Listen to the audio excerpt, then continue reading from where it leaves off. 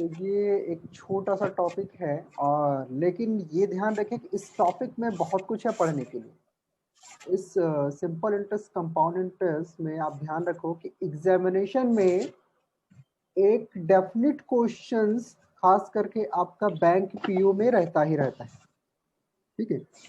क्योंकि एसएससी एक आपका इस तरह का एग्जामिनेशन देता है जहाँ पे कंसेप्ट ज़्यादा होते हैं, तो वहाँ का जो क्वेश्चन होगा वो लिटिल बिट कंसेप्चुअल होगा, ठीक है। जबकि बैंकिंग में जो क्वेश्चन आएंगे इससे रिलेटेड, ठीक है, वहाँ पे कैलकुलेशन बेस ज़्यादा होता है। तो जितने भी एग्जामिनेशन है बैंकिंग से रिलेटेड, जैसे आरबीआई या एसबीआई या फिर आपके हैं आईबीपीएस के अंदर में और भी एग्जामिनेशन होते हैं, उसमें काफी लेंदी क्वेश्चंस पूछे जाते हैं एसआईसीआई से। जबकि आपके एसएससी में अगर इस चैप्टर से क्वेश्चन पूछ रहा है तो कहीं ना कहीं वो ट्रिकी क्वेश्चन हो। तो हम लोग दोनों को ध्यान में रखेंगे, और अगर आप बैंक और एसएससी दोनों का प्रिपरेशन करते हैं तो आप किसी भी लेवल का एग्जामिनेशन क्वालिफाई कर सकते हैं, चाहे वो सीएचएसएल का हो, चाहे वो किसी भी एग्जामिनेशन का पेपर हो। इवन सीसैट का भी अगर आप पेपर दे रहे हैं, यूपीएससी का भी पेपर दे रहे हैं, तो इन दोनों लेवल से आप सीसैट का भी एग्जाम क्वालिफाई कर सकते हैं, ठीक है। सीसैट पेपर 2 है ना, तो वहां का भी आप आसानी से क्वेश्चन सॉल्व कर पाओ, ठीक है। तो सबसे पहले इसको स्टार्ट करते हैं कि ये कंसेप्ट शुरुआत कहाँ से हो रहा है और टर्म्स कैसे कैसे बन रहे हैं इसके, ठीक है। तो सबसे पहला टर्म ये देखते हैं हम कि यहाँ पे लिखा है simple interest and compound interest, right. तो यहाँ पे एक टर्म है इंटरेस्ट। ये इंटरेस्ट क्या चीज है? व्हाट इज इंटरेस्ट, कौन बताए?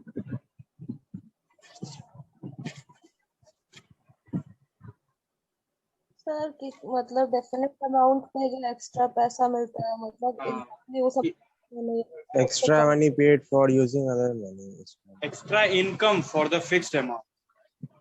So I don't know, Tony came from I will leave her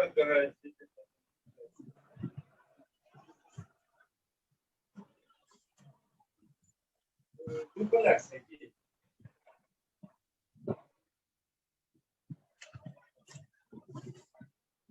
श्रुति आपने क्या बोला, दोबारा रिपीट कीजिए। सर किसी अमाउंट पे, स्पेसिफिक अमाउंट पे कितना पैसा वो उस अमाउंट जितना एग्जैक्टली नहीं होगा, उससे कम ही होगा। अच्छा,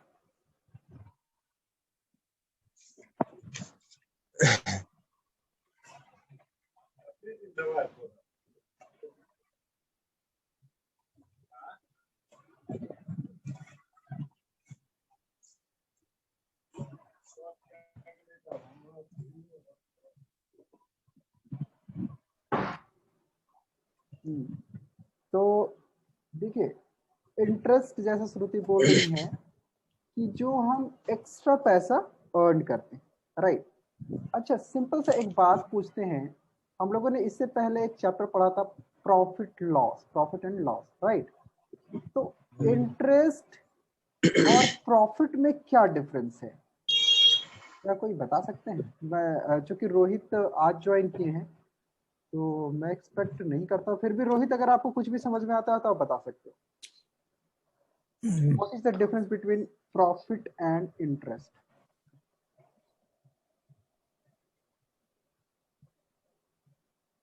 दो टर्म है सर प्रॉफिट तो कुछ बेचने से मिलेगा ना। अच्छा, हाँ, वो प्रॉफिट डिपेंड करता है सेल और इनकम, सेल और परचेज और सेल पे।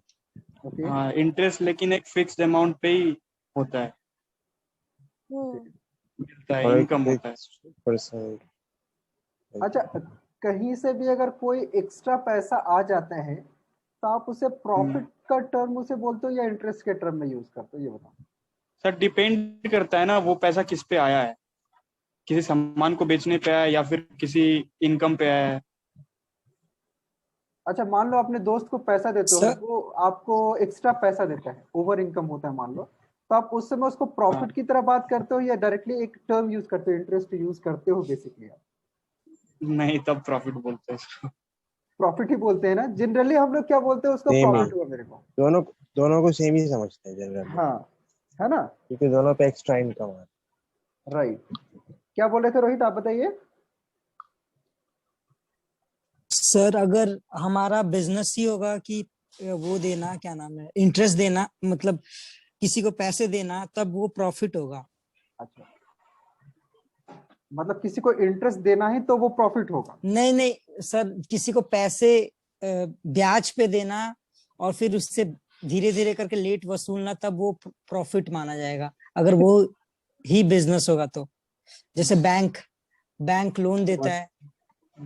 हाँ, वसूली भाई इंटरेस्ट जैसे। लेते हैं, तो बैंक उसके लिए वो है तो वहां पे इंटरेस्ट क्यों बोलते हैं, वहां पे प्रॉफिट क्यों नहीं बोलते? थोड़ा सा डिफरेंस करके देखते हैं, जस्टिफाई करेंगे इस टर्म को, ताकि ये बहुत अच्छे तरीके से हम क्लियर कर पाए। ठीक है, कुछ सर बैंक अगर प्रॉफिट बोलेगा तो उसको टैक्स नहीं लग जाएगा? अच्छा अच्छा, चलो ठीक है। अभी अभी जनरली हम लोगों ने लास्ट टाइम जब देखा था प्रॉफिट एंड लॉस चैप्टर में, तो वहां पे देखा था कहीं ना कहीं हम लोग कुछ ना कुछ सामान को बेच रहे थे, है ना? यानी प्रॉफिट टर्म हम तभी यूज कर रहे थे जैसे कुछ चीज परचेज किया, कोई आइटम परचेज किया और फिर उसको सेल किया, and the difference between the purchasing price and selling price, if it is positive then it is called profit, if it is negative then it is called loss, right? तो यहाँ पे जो है हम ये ध्यान दे रहे हैं कि प्रॉफिट और लॉस में क्या वहां पे दिख रहा था कि भाई ये जो प्रॉफिट होता है ना, उसमें कोई सर्टेन टाइम नहीं हो रहा था, है कि नहीं? जैसे मान लो आज आप कोई आइटम खरीद के लाए अपनी दुकान में और आज शाम तक ही वो सेल हो गया, ठीक है? मान लो आपने 1000 रुपए का कोई आइटम खरीद के लाया अपनी दुकान में, ठीक है, और उसका प्राइस रखा था आपने 1500 का, तो वो 1500 में आज का आज ही सेल हो गया, ठीक है? तो आपको विद इन अ डे कितने का प्रॉफिट हो गया? 500। का, है ना? ये 500 कितना Yes, परसेंट sir. हो गया आपके प्रॉफिट के लिए? 25%। 1000 का कितना परसेंट हुआ? 500 50 ओ 50%। 1000 का 50%। 50% हो गया, यानी एक ही दिन के अंदर आपने कितना अर्न कर लिया? 50% अर्न कर लिया, राइट? यहाँ पे टाइम का फ्लेक्सिबिलिटी बहुत हाई है, हो सकता है वो एक दिन में आप प्रॉफिट अर्न कर लो, हो सकता है ये जो 50% अर्न करने में आपको पूरा साल लग जाए, यानी जो आपने 1000 रुपए का आइटम खरीदा है उसको 1500 में बेचने के लिए आपको पूरे एक साल तक वेट करना पड़ सकता है, ठीक है? जैसे कपड़ा का, आप कोई क्लोथ खरीदते हो दुकान में, जैसे देखा होगा कई सारे सेल के लिए सेल में लगाए जाते हैं कपड़े, है ना? At the end of the season लगाए जाते हैं, ठीक है? और कुछ आपने आइटम जब आप शॉप में जाते हो तो कई सारे कैटेगरी बनाए होते हैं, कुछ फ्रेश आइटम होते हैं, ठीक है, कुछ ओल्ड आइटम होते हैं, कुछ सेल वाले आइटम होते हैं जिसपे डिस्काउंट ज्यादा होता है, लेकिन फ्रेश आइटम में डिस्काउंट बिल्कुल नहीं होता है, ठीक है? तो अब सोचो कि जो मुझे प्रॉफिट मिल रहा है वो 50% अगर तुरंत मिल जाता है तो मेरे लिए वो कितना फायदेमंद है, ठीक है? और वही चीज एक साल बाद मिलता है तो वहां पे मुझे ये प्रॉफिट जो एग्जैक्टली 50% दिख रहा है वो 50% ना होकर के कम हो जाता है, ठीक है? अब ये कम क्यों हो जाएगा, ये सोचने वाली बात है। तो अगर हम आज 1000 रुपया इन्वेस्ट कर रहे हैं, ठीक है, और एक साल बाद मुझे 1500 रुपया मिल रहा है, तो एक साल का ड्यूरेशन लग गया इस चीज को पाने के लिए, मुझे 50% पाने, ठीक है? मतलब 1000 रुपया मेरा एक साल तक फंसा रहा, है ना? दूसरी चीज, अगर वो सेल नहीं होता है मान लो 1500 में, तो मुझे कहीं ना कहीं क्या करना पड़ेगा, नेक्स्ट ईयर उसका प्राइस रिड्यूस करके फिर उसको सेल करना पड़ेगा, ठीक है? हो सकता है at the end of the season आपको अपने परचेजिंग प्राइस से भी लेस प्राइस में इसको सेल करना पड़ सकता, हो सकता है ना ऐसा?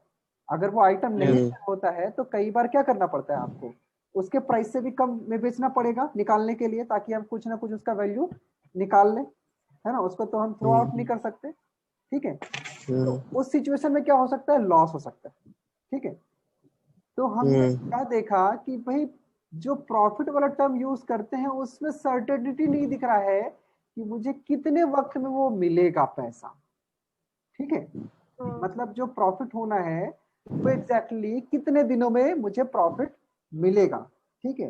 और एग्जैक्ट ये भी पता नहीं है कि उसमें कितना परसेंट का प्रॉफिट होगा, क्योंकि जब तक वो सेल नहीं होगा तब तक हम एग्जैक्ट प्रॉफिट परसेंट डिसाइड नहीं कर सकते। नहीं कर ठीक है, हम्म लेकिन अगर हम इंटरेस्ट की बात करते हैं तो इंटरेस्ट क्या होता है, प्री डिफाइंड होता है। ठीक है, मतलब प्री डिफाइंड का मतलब क्या हो गया कि आप किसी पर्सन को यहाँ पे कोई आइटम ना दे करके आप डायरेक्टली क्या करते हो, उसको कोई करेंसी प्रोवाइड करते हो, यानी पैसा, मनी प्रोवाइड करते हो उसको, है ना। और प्री डिफाइंड कर देते हो कि भाई जो आपको हम पैसा दे रहे हैं इसमें एक महीना में हम आपको 5% लेंगे, चाहे साल भर में हम आपसे 10% या 15% लेंगे, decided upon both of you. यानी देने वाला जो डोनर होता है और या फिर कहे लेंडर होता है, रिसीवर होता है, उन दोनों के बीच में एक MOU हो जाता है ना, म्यूचुअल अंडरस्टैंडिंग हो जाती है कि हम कितना आपसे इतने ड्यूरेशन पीरियड में कितना इंटरेस्ट चार्ज करेंगे। ठीक है, तो वहां पे प्री डिफाइंड टाइम और प्रॉफिट दोनों ही हो गया हमारा। ठीक है, कि 30 दिन के बाद ही मुझे 100 रुपए का 5% मिल जाएगा। ठीक है, मतलब उसके लिए मुझे 2 साल का वेट नहीं करना है कि 5 साल के लिए मुझे वेट करना है कि भाई 5% मुझे 2 साल बाद मिलेगा या 1 साल बाद मिलेगा। 5% मुझे विद इन मतलब 1 महीने जैसे ही खत्म होगा वैसे ही मिल जाएगा मुझे, है ना। तो यहाँ पे क्या है, सर्टेन टाइम फिक्स हो गया हमारा इंटरेस्ट अर्न करने के लिए।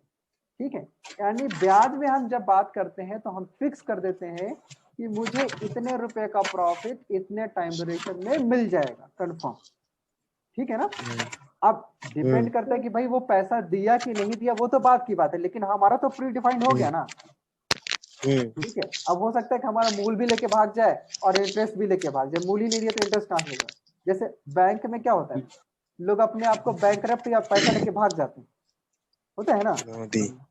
तो वहां पे ये बात हम नहीं कर रहे हैं, उस चीज को हम यहाँ पे बात नहीं कर रहे हैं, हम बात कर रहे हैं कि पहले से जो डिसाइडेड है, मतलब मेरा प्रॉफिट जब ऑलरेडी फिक्स्ड हो जाता है कि इतना प्रॉफिट होना ही है इतने ड्यूरेशन में, तो हम उससे क्या कहने लगते हैं, इंटरेस्ट के रूप में फाइनलाइज कर देते हैं। ठीक है, समझ में आया। तो इन दोनों में बेसिक डिफरेंस क्या हो गया, प्रॉफिट और इंटरेस्ट में बेसिक डिफरेंस क्या हो गया, सर्टेनिटी का, टाइम सर्टेनिटी का, है ना। कि एक में है फिक्स्ड टाइम में मिलेगा मुझे और एक में ये फिक्स नहीं है कि कितने टाइम में मिलेगा, या फिर ये भी फिक्स नहीं है कि मुझे प्रॉफिट होगा कि नहीं होगा, क्योंकि हमने आइटम तो खरीद लिया है, तो यहाँ लॉस होने का भी चांस है। ठीक है, लॉस तो इसमें भी होने का चांस है, इंटरेस्ट वाले पार्ट में भी, लेकिन प्रॉफिट में है रिस्क, मतलब अगर आइटम नहीं बिका तो हम रिटर्न तो नहीं कर पाएंगे किसी भी तरीके से, यहाँ तो मूल हम कहीं ना कहीं उसका सामान बेच के निकाल लेंगे, यहाँ पे अगर नहीं बिका तो वो आइटम मेरा वेस्ट ही हो जाएगा पूरी तरह से। ठीक है, तो वहां पे बहुत सारा लॉस हो सकता है, आपको आधे में बेचना पड़ सकता है, हो सकता है आपको पूरा ही पूरा वेस्ट करना पड़े। ठीक है, अगर मान लीजिए उसे चूहा ने काट लिया तो पूरा खत्म हो जाएगा आपका, ऐसा भी हो सकता है ना, क्योंकि यहाँ पे आइटम का होता है, लेकिन यहाँ तो मनी है, तो यहाँ तो ये चीज है कि हम किसी भी तरह से उसका प्रॉपर्टी भी बेच के निकाल लेंगे पैसा, होता है ना, बैंक की आपका प्रॉपर्टी भी बेच के पैसा निकाल लेगी आपका। ठीक है, तो ये चीज में थोड़ा सा डिफरेंस है। तो बेसिकली इंटरेस्ट हम जो यूज करते हैं ज्यादातर मनी ट्रांजेक्शन के टर्म में यूज करते हैं। ठीक है, आइटम ट्रांजेक्शन के टर्म में यूज नहीं करते हैं इसको, हम ज्यादातर मनी ट्रांजेक्शन के टर्म में यूज करते हैं। ठीक है, जबकि प्रॉफिट लॉस जो है वो हम लोग यूज करते हैं आइटम्स के ट्रांजेक्शन में। ओके, क्लियर है ये दोनों टर्म। ठीक है, तो जब हमें क्वेश्चन पूछा जाएगा एग्जाम में, ठीक है, और उसमें मुझे ध्यान देना है कि वो मुझसे प्रॉफिट पूछ रहा है, ठीक है, या वो मुझसे इंटरेस्ट पूछ रहा है। अगर इंटरेस्ट पूछ रहा है तो वो सिंपल इंटरेस्ट पूछेगा या कंपाउंड इंटरेस्ट पूछेगा, प्रॉफिट पूछेगा तो बिल्कुल चीज ही अलग हो जाएगी, यानी चैप्टर वो प्रॉफिट एंड लॉस आ जाएगा, है ना, और इंटरेस्ट पूछेगा तो सीधा दूसरे चैप्टर में एंट्री कर देंगे।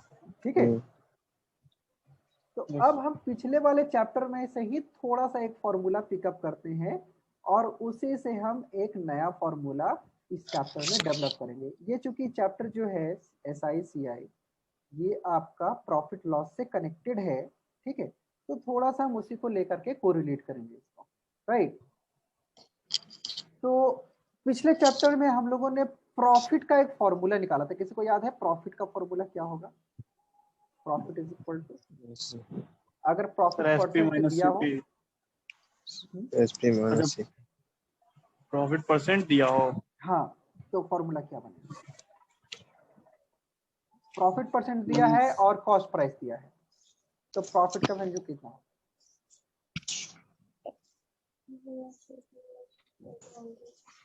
प्रॉफिट परसेंट दिया है और कॉस्ट प्राइस दिया है, हाँ, तो प्रॉफिट का फॉर्मूला क्या तो होगा?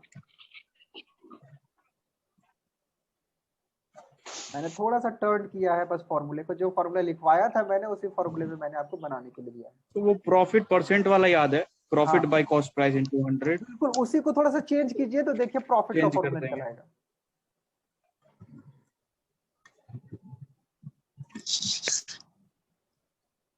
हंड्रेड को ऊपर सर कर प्रॉफिट देते हैं। Percent into CP divided by 100।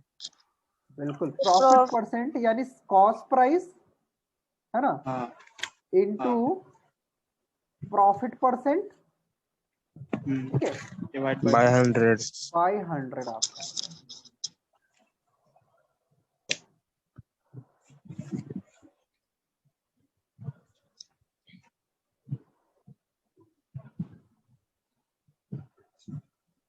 ठीक है, ये एक साधारण सा फॉर्मूला हो गया आपका प्रॉफिट का, ठीक है ना। अब इसी प्रॉफिट में अगर हम इसको इसमें एक छोटा सा पार्ट लगा दिए टाइम, Time. है ना, जैसा मैंने पिछले अभी समझाया आपको, ठीक है। यहाँ पे यही चीज कहा था कि सिर्फ प्रॉफिट और इंटरेस्ट में चीज का डिफरेंस है, टाइम का डिफरेंस है ना। Time का. एक में टाइम फिक्स हो जाता है और एक में टाइम फ्लेक्सिबल होता है, ठीक है। इसलिए हम लोग क्या करते हैं, प्रॉफिट के समय में टाइम को यूज नहीं करते हैं, जबकि SI के लिए हम टाइम का यूज करते हैं। तो जैसे ही हम इसमें टाइम से मल्टीप्लाई कर देंगे यानी टाइम फिक्स कर देंगे, ये फॉर्मूला क्या कहने लगेगा? सिंपल इंटरेस्ट का फॉर्मूला बन जाएगा, ठीक है। तो अगर ये सिंपल इंटरेस्ट का फॉर्मूला बनेगा, अब जो है क्योंकि ये SICI के अंदर एंट्री कर गए तो जो टर्म्स के नाम है वो भी चेंज होने लगेंगे, ठीक है। अब टर्म्स के नाम कैसे चेंज होंगे? तो यहाँ पे CP को हम लोग P. CP ना कह के इसको क्या कहेंगे? Principal. प्रिंसिपल कहेंगे, ठीक है। यहाँ पे P परसेंटेज ना के प्रॉफिट परसेंट ना करके क्या कहेंगे हम लोग? रेट। Rate. ठीक है। और रेट को हमेशा हम लोग डिनोट करते हैं परसेंटेज में। परसेंटेज में, ओके। और प्रिंसिपल का जो वैल्यू आएगा वो हमेशा किस में आएगा? रुपीज में आएगा, ठीक है। नेक्स्ट जो टाइम है हमारा, टाइम का टर्म जो हम यूज करेंगे उसमें कई सारे फ्रैक्शन देखने को मिलेगा, ठीक है। सबसे बड़ा जो वैल्यूएशन मिलेगा वो ईयरली मिलेगा, yearly, than half yearly, half year बोला जाएगा, ठीक है, या फिर सेमी ईयर बोले, ठीक है। उसके बाद आपका quarterly, then monthly, monthly, weekly, weekly, day. Days, ये सभी तरीकों से Hourly. आपसे बोला जा सकता है, ठीक है। यस मतलब टाइम जो हो सकता है, जैसे यहाँ पे टाइम हमने जो फिक्स किया है, ठीक है, क्योंकि ये SI के चैप्टर में है तो टाइम फिक्स करेंगे। तो टाइम आप रेट ऑफ इंटरेस्ट जो बोलोगे वो ईयरली भी बोल सकते हो, हाफ ईयरली भी बोल सकते हो, क्वार्टरली भी बोल सकते हो, मंथली, वीकली या फिर डेली बेसिस पे भी मांग सकते हो उससे, ठीक है। यस। एक मिनट होल्ड कीजिए।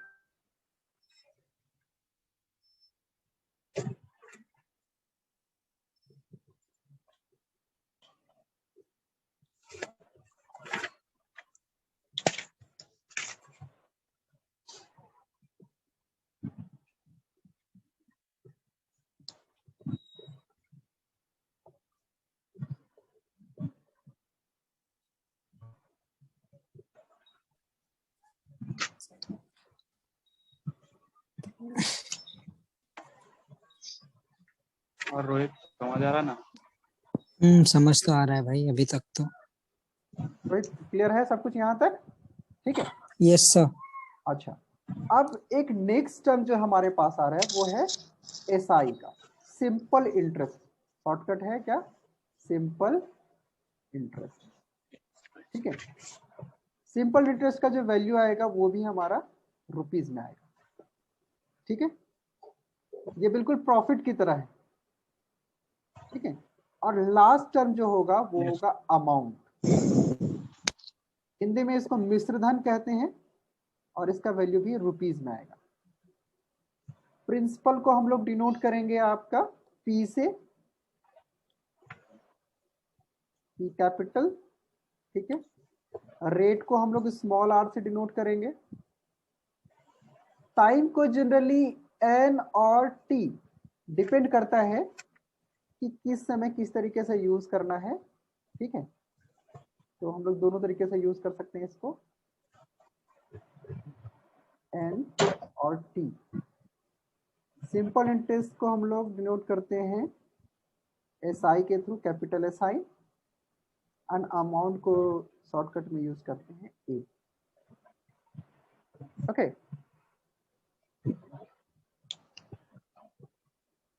Got it? ये क्लियर है Yes. यहाँ तक पांचों term? Yes sir, yes sir, yes sir. ठीक है, अब मैं थोड़ा सा आपको एक और चीज यहाँ से क्लियर कर देता हूँ। जो हम लोग इंटरेस्ट कैलकुलेट करते हैं वो जनरली ईयर में कैलकुलेट करते हैं। ठीक है, अब यहाँ ईयरली अगर हम ड्यूरेशन फिक्स कर देते हैं तब तो हमें कोई प्रॉब्लम नहीं। जैसे हमने बोल दिया कि भाई आपको ईयरली लगेगा 10%। ठीक है, तो पूरा साल खत्म हुआ तो हमने बोल दिया कि 10% लग गया उसको, है ना? यानी 1 जनवरी से लेकर 31 दिसंबर तक का पूरा टाइम पीरियड खत्म हो गया उसका। ठीक है, 365 डेज। तो उसको जिस समय से शुरू करेगा वो उस दिन से लेकर के 1 साल का पीरियड हम बता रहे हैं आपको। जरूरी नहीं कि 1 जनवरी से वो स्टार्ट होगा, राइट? जैसे आप अगर बैंक से लोन लेते हो, ओके, और बैंक का लोन स्टार्ट करते हो आप जिस दिन आपको चेक बैंक देती है। ठीक है, आपका अकाउंट जनरेट किया जाता है, लोन अकाउंट, और उसमें आपका पैसा ट्रांसफर किया जाता है। ठीक है, आपको तब तक इंटरेस्ट नहीं चार्ज किया जाएगा जब तक कि आप उस अकाउंट से पैसा विड्रॉ नहीं करते हो। ठीक है, जिस दिन आप उस अकाउंट से पैसा विड्रॉ करोगे, निकालोगे, उस दिन से उस अमाउंट पे इंटरेस्ट लगना स्टार्ट हो जाएगा। ठीक है, और इंटरेस्ट जो है वो डेली बेसिस पे कैलकुलेट होता है। ओके, और पूरी तरह से ईयरली में वो कन्वर्ट किया जाता है। अगर आप 10 दिन भी वो पैसा निकालोगे तो वो 10 दिन के बिहाफ पे पूरा ईयर में डिवाइड करेंगे, ईयर को 10 दिन में डिवाइड करेंगे और उस 10 दिन का इंटरेस्ट आपसे लेंगे। ठीक है, अगर आप किसी फिक्स ड्यूरेशन में, या फिर बैंक आपको बोल देती है, जैसे आप क्रेडिट कार्ड अगर आप यूज कर रहे होंगे, ठीक है ना, तो मैं आपको बताता हूँ क्रेडिट कार्ड में क्या होता है, एक सर्टेन ड्यूरेशन दिया जाता है कि अगर इतना दिन तक आप नहीं पे करोगे तो आपको इतना रुपीस चार्ज, मतलब इतने दिन तक कोई चार्ज नहीं लगेगा। लेकिन उसके जैसे ही 1 दिन भी एक्स्ट्रा हुआ, है ना, तो आपको 30% आपको लगना शुरू हो जाएगा उसके ऊपर। ठीक है, पहले दिन इतना लगेगा, दूसरे दिन इतना लगेगा, इस तरह से भी करके। जैसे फ्लिपकार्ट आपको क्रेडिट फैसिलिटी प्रोवाइड करता है, पेटीएम क्रेडिट फैसिलिटी प्रोवाइड करता है। ठीक है, आपने देखा इस तरह का फैसिलिटी आप लोग कभी यूज किए हो? क्रेडिट कार्ड यूज किए हैं। क्रेडिट कार्ड यूज किए हो, उसमें देखोगे ड्यूरेशन दिया होगा 50 दिन का या 45 दिन का या 30 डेज का, ऐसा कोई फिक्स ड्यूरेशन। ठीक है, या आप किसी दोस्त का भी यूज क्रेडिट करोगे पीरियड तो देता आपको है। दोस्त बोलेगा कि देखो भाई हमें क्रेडिट पीरियड मिला हुआ है, अगर आप इसमें पे करोगे तो कोई चार्ज नहीं लगेगा, लेकिन अगर नहीं पे करोगे तो आपको इतना चार्ज लग जाएगा। क्योंकि भाई बैंक वाला तो उस दोस्त से भी पैसा वसूल लेगा ना, और दोस्त आपको जल्दी में देगा नहीं। ठीक है, तो यहाँ पे एक्स्ट्रा हमें चार्ज ध्यान, ले। हाँ, वो उसको चार्ज देना पड़ेगा फिर।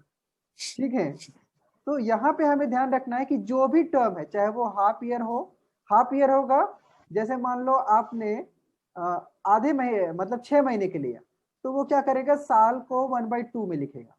ठीक है, 6 महीने का। ठीक है, क्वार्टरली होगा तो 1/1 साल में कितने 1/4 क्वार्टर्स होते हैं?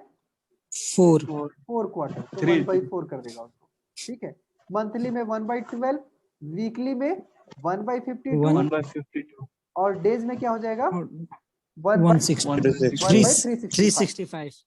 ठीक है, सर वीकली का वो 2 ऑड डेज कहाँ गया है, मतलब 1 ऑड डे जो बच जाएगा। नहीं करेंगे, ठीक है, ओह, यहाँ अच्छा। वो इधर नहीं होगा। कैलकुलेशन करते हैं, है ना, तो जो ऑड डेज होते हैं यहाँ पे कंसिडर नहीं करते हैं हम लोग, ठीक है, वो Okay, कैलेंडर के बिहाफ पे रहेगा तो वहां पे यूज करेंगे। यहाँ पे हम लोग वो मोटा मोटी लेके चलते हैं कि एक साल का 52 वीक्स है, ठीक है, उसी के हिसाब से आपको डेटा भी दिया जाएगा ताकि वो 52 वीक से कट जाए, राइट। जब भी कोई ऐसा हाँ। क्वेश्चन दिया जाता है एग्जाम में कैलकुलेशन के लिए, तो वहां पे जो इंफॉर्मेशन या फिर डेटा आपको इनपुट किया जाता है वो इस तरह का डेटा दिया जाएगा जो कि अप्रोक्सीमेट वैल्यू आप ले पाओ या फिर वो डेटा पूरी तरह से कट जाए, ठीक है, अदरवाइज ये कैलकुलेशन बहुत बहुत लेंदी हो सकता है आपके लिए।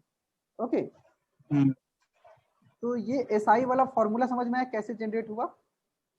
Yes sir. तो एसआई का फॉर्मूला बेसिकली क्या हो जाएगा, SI is equal to P into R into T।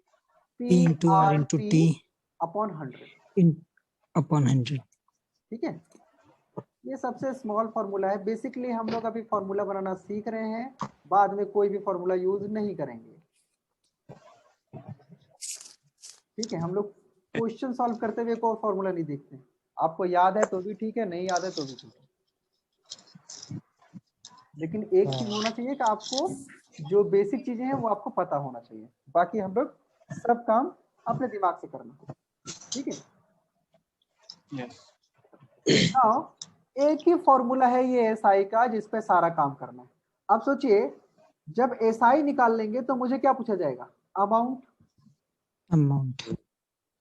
ठीक है, तो अमाउंट बराबर क्या हो जाएगा, SI माइनस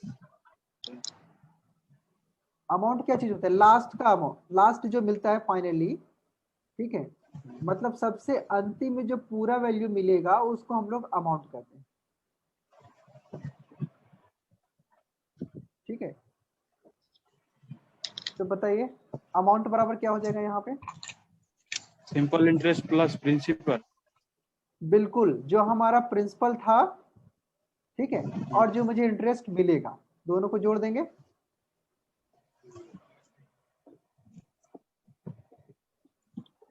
ठीक है, तो ये हो जाएगा आपका अमाउंट। मतलब जो लास्ट में जिसे हम मिश्रधन हिंदी में कहते हैं या अमाउंट कहते हैं, ठीक है, वो फाइनल अमाउंट होता है जो हमको अंतिम में सब कुछ मिला के मिलता है पर्सन से, ठीक है, तो वो प्रिंसिपल प्लस इंटरेस्ट वाला जो वैल्यू होगा वो देगा, राइट। अभी यहाँ तक किसी को कुछ भी डाउट है तो आप मुझसे पूछ सकते हो, मैं छोटे छोटे क्वेश्चन आपको एसआई पे देना स्टार्ट करूंगा, फिर उसके बाद सीआई में जाएंगे।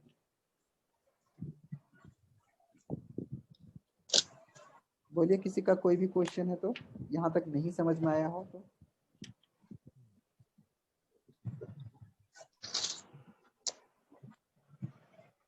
सर हम एक बार दूसरे डिवाइस से ज्वाइन करें क्या, बिल्कुल माइक्रोफोन। जल्दी से ज्वाइन कीजिए, यहाँ तक नोट कर लिया है ना।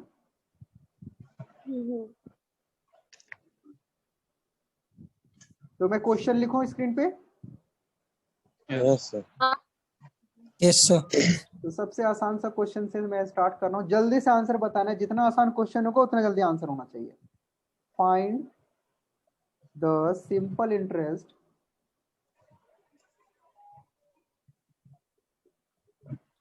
on ₹500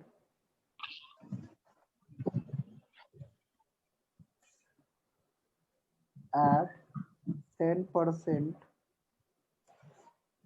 per annum for 3 years। क्या होगा आंसर, जल्दी से बताइए। 150 150। 150 रुपया। 150 रुपया। Yes yes sir. Sir. Very good, correct answer. तो क्या किया आपने, वही P into into R R into into T upon 100। P into R into T upon 100। अभी हम लोगों ने सिंपल सा फॉर्मूला लगा दिया यहाँ पे, ठीक है। देखो अब मैं यहीं से आपको बताता हूँ फॉर्मूला नहीं लगाना है, ठीक है, बिना फॉर्मूला का कैसे निकालेंगे। तो हमने लास्ट जो चैप्टर में पढ़ा था 10% निकाल सकते हैं 500 का। क्या होगा 10% 500 का? 50। 50 रुपीज, यानी लास्ट से एक डिजिट हटा सर दो। ठीक है, यस ये हटा सर दिया तो 50 50। रुपीज हो गया, है ना। और एक Yes, साल में मुझे हम्म। 50 रुपया मिल रहा है, तो 3 साल में कितना मिलेगा? 150। 150 हो गया आंसर। 150। Yes sir. फॉर्मूला लिखने का जरूरत है कहीं भी? नो सर ठीक है, नेक्स्ट क्वेश्चन लिखिए, मैं बोल रहा हूं। Find the principal for which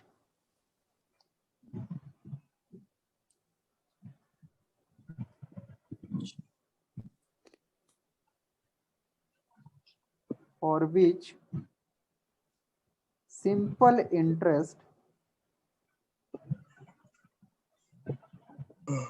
is rupees 280 at the rate of 7% per annum for 4 years.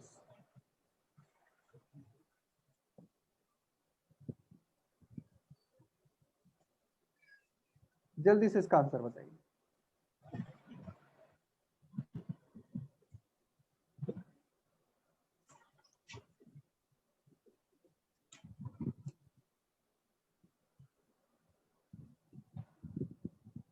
Sir principal is equal to 1000 rupees.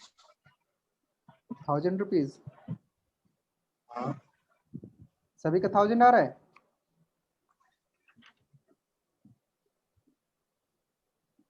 Thousand sir 1000 sir. क्या किया? यस सर SI की जगह पे 280 लिख दिया और P को और खाली बाकी छोड़ दिया, हाँ बाकी बाकी सब सब पुट कर इनपुट दिया। Very good. तो उसका फॉर्मूला लगा के हम लोगों ने कैलकुलेट कर कर लिया दिया। इसको सॉल्व। यस सर ठीक है, अब विदाउट फॉर्मूला करते हैं। ठीक है, तो यहाँ पे मैं लिखा क्या formula- है, इसको समझो, क्वेश्चन समझो और फॉर्मूला लगाने का जरूरत नहीं पड़ेगा। ठीक है, तो बोला है भाई कि ऐसा है, सिंपल इंटरेस्ट मिल रहा है, कितना मिल रहा है? 280 रुपया। ठीक है, किस Yes, रेट sir. पे मिल रहा है? 7% के रेट से मिल रहा है। 7%। ठीक है, कितने साल में मिला 280? 4 साल में। 4 4 साल साल। तो 4 साल में मुझे 280 रुपये मिल रहा है, तो एक साल में कितना मिलेगा? 70 रुपया। 70 रुपए। 70 रुपये मिलेगा। ठीक है, और ये 70 जो है वो कितने परसेंट के बराबर है? 7%। 7%। 7। ठीक यस है, सर यही ना, हर साल तो 7% मिल रहा है मुझे, तो 70 रुपये 7% के बराबर है। ठीक है, तो 1% कितने रुपए के बराबर होगा? 1% 7 कितना होगा? रुपए के बराबर, 7 रुपए के बराबर। 1% होगा हमारा 10 रुपया। 10 इसको रुपए 70 को एक। 7 से भागा दे दोगे। अच्छा अच्छा ओ अच्छा। हाँ ठीक है, तो दोनों तरफ 7 10। से भागा दे तो 10 रुपया हो जाएगा हमारा 1%। ठीक है, तो 100% कितना हो जाएगा? दोनों तरफ 100 से मल्टीप्लाई कर दो। ठीक है, तो ये बन जाएगा 1000, है ना, और ये हो जाएगा 100%, जो कि प्रिंसिपल वैल्यू होगा। ठीक है, समझ गए। समझ में आया? हमने क्या किया? Yes sir. ये जो हमको सिंपल इंटरेस्ट मिल रहा है 4 साल में, हमने देखा कि भाई एक साल में कितना मिलेगा, तो एक साल में मिल रहा है कितना? 70 रुपये मिल रहा है। और ये 70 रुपया जो है वो कितना है? बेसिकली 7% के बराबर है। 9%। ठीक है, तो अगर ये 7% है तो मुझे क्या चाहिए? 100% ना चाहिए। ठीक है, तो यस हमें सर। क्या करना है? एक 1% निकाल लेना है, जो कि इक्विवेलेंट करके। फिर 10 ठीक है, और फिर उसको 100 से मल्टीप्लाई कर दो तो आपको 100% मिल जाएगा। हो गया। ठीक है, तो फॉर्मूला लगाने का कहीं भी जरूरत पड़ रहा है, सीधा सिंपल भागा करो, आंसर आ जाएगा आपके पास फिंगर पे। ठीक है, और ये कैलकुलेशन भी काफी आसान है ना। 4 से डिवाइड करना काफी आसान है, 70 आ जाएगा। यहाँ से भी आसानी से डेटा हमको दिख रहा है ना। तो कुछ भी बड़ा कैलकुलेशन करने की आपको जरूरत नहीं पड़ेगी यहाँ पे। ठीक है रोहित, समझ में आ रहा है? यस सर समझ आ रहा है। क्योंकि विदाउट फॉर्मूला कर रहे हैं, ये वाला पार्ट समझ में आ रहा है ना? यस सर ये समझ आ गया। नोट कर ले रहे हो? क्वेश्चन के साथ ये चीज नोट कर लो आप, शॉर्टकट भी हाँ और क्वेश्चन भी, क्योंकि जैसे क्वेश्चन देखोगे ना आपका दिमाग उसके हिसाब से काम करना चाहिए, ठीक है। Okay sir. अभी सर मैं 2 नोट कर मिनट रहा में हूँ। स्क्रीन रीसेट होगा, ठीक है ना। 40 मिनट का साइकिल Okay. होते हैं। तो जो भी क्वेश्चन अगर मैं लिख रहा हूँ या जो भी फॉर्मूला लिख रहा हूँ आप नोट करते चले जाओ। Yes sir.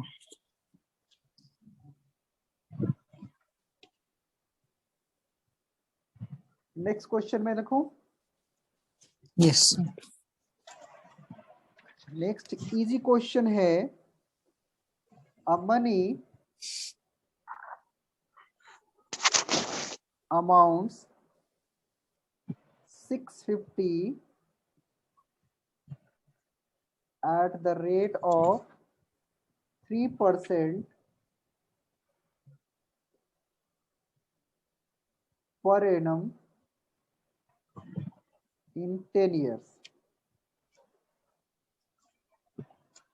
Find the money.